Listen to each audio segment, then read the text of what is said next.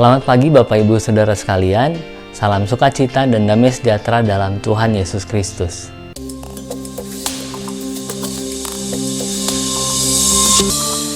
Renungan firman Tuhan pagi ini diambil dari Markus 15 dengan judul Tugas Pengikut Kristus.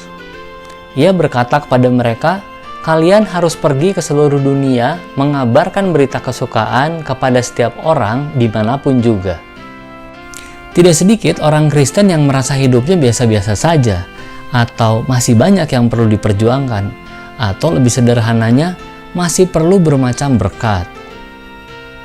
Benar, sampai kita kembali ke hadapan Allah Bapa di surga, hidup kita sangat bergantung pada berkat dan anugerah Allah. Masalahnya, Tuhan Yesus tidak mengajari kita untuk mengejar berkat-berkat rohani terus-menerus.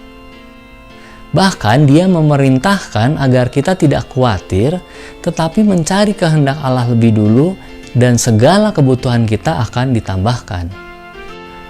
Nas pada hari ini mengajarkan supaya kita menjalankan perintah Tuhan Yesus sebelum kenaikannya ke surga.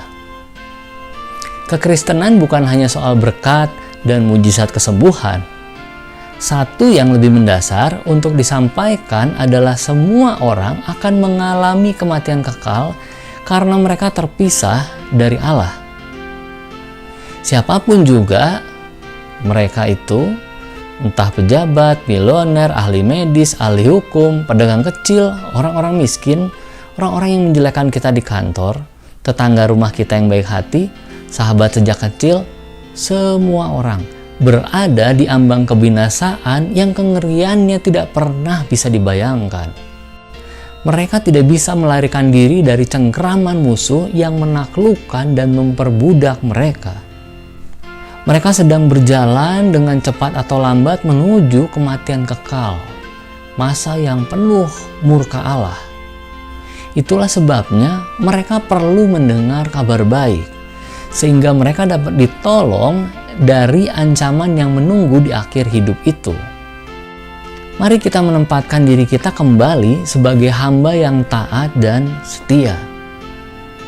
Tidak lagi memfokuskan hidup kita pada diri sendiri, tetapi kepada kabar baik sesuai perintah Tuhan Yesus. Mari terus mendoakan orang-orang yang perlu mendengar kabar baik. Terus siapkan hati untuk mengisahkan kabar baik atau berita kesukaan kepada mereka.